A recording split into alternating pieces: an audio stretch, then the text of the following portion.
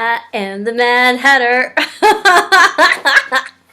It's past my bedtime. I don't have one. Yeah, I'm still reading The Afterlife of Billy Fingers. I actually had to ask the library for it again because they brought it over from like Atlantic City and then they sent it to like Philadelphia, but I wasn't in Philadelphia. I'm like out in the hills, so then they sent it to Chestnut Hill. But because something happened to the other library, like they said that they don't know when it'll open again.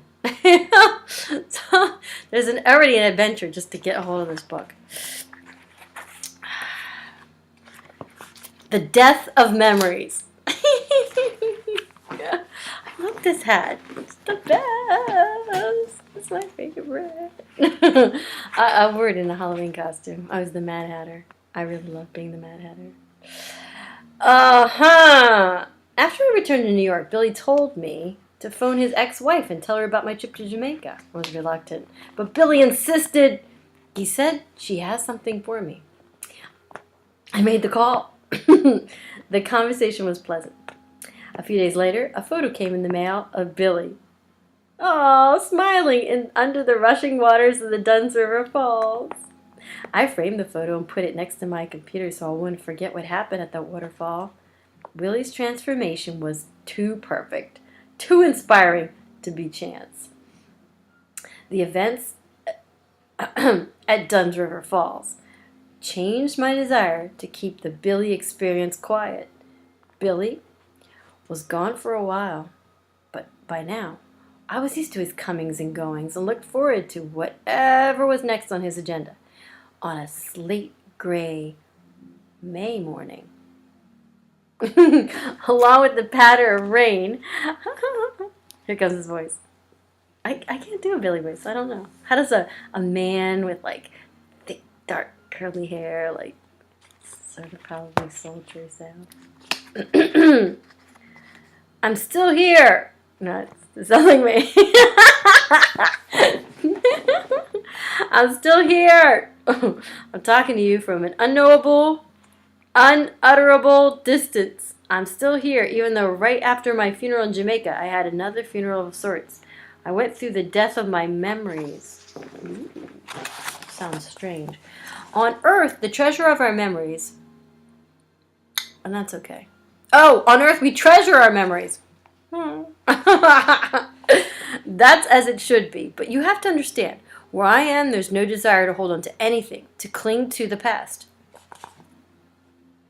Cling to the past, be depressed, thinking too much about the future, be anxious. That happened this morning at 4 a.m. Then I had to deliver this library book back. Tomorrow.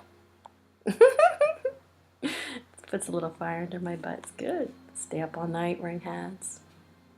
So me.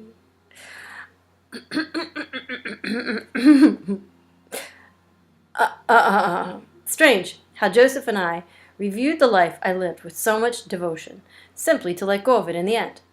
I guess I was loosening up my memories. Now I'm still me, minus my experience.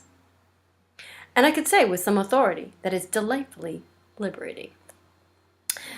When I say my memories are gone, I don't mean I don't remember things about Earth. I do, but what happened to me there, my ties to that particular life, have now been untied. Except, that is, for you, my dear sister. And that is a very big, unusual except. As in the exception of making the sake for this book. How did my memories die? I was floating around in the stardust, waiting for my sacred scripture to take me into the next memory, when pure white light came down from above me. Usually the light was multicolored. Also, Joseph... Wait, multicolored lights? Joseph and the technical... Doesn't that sound like something like a performance? Also, Joseph didn't show up for the light show. Oh, as he usually did. These were clues that something different was afoot.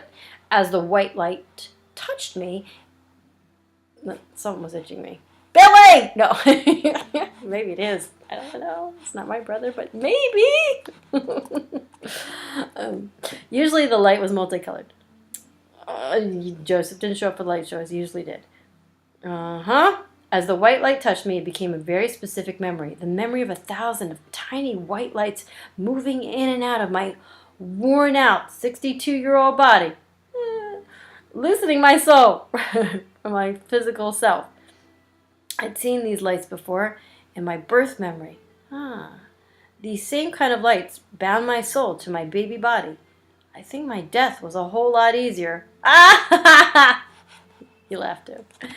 In the heart of my death memory, I saw myself running with my arms stretched upwards, my eyes looking forward towards the night sky, saying a prayer as I ran towards the speeding car. Oh, no. I felt an enormous release as I went through another kind of death. My spiritual scripture had placed itself out, and all of my memories exploded like a supernova. The explosion of my memories rocketed me through a rusty rocket through the space. I moved through starless sky, past huge forms that seemed like beings of some kind. I sped by them so fast I can't say what they were for sure. And that gorgeous feminine voice I told you about guided me like radar through the darkness, pulling me away from my past, leaving behind my memories as a far distance to travel. The loss of experience, the places, the people. This is what we fear about death. But don't worry. You're more than ready for it when it comes. If you were in a fragrant garden filled with all kinds of luscious flowers and plants, and in your hand was a crinkled black and white photo of some place you vaguely remember, would it bother you if you lost that photo? No.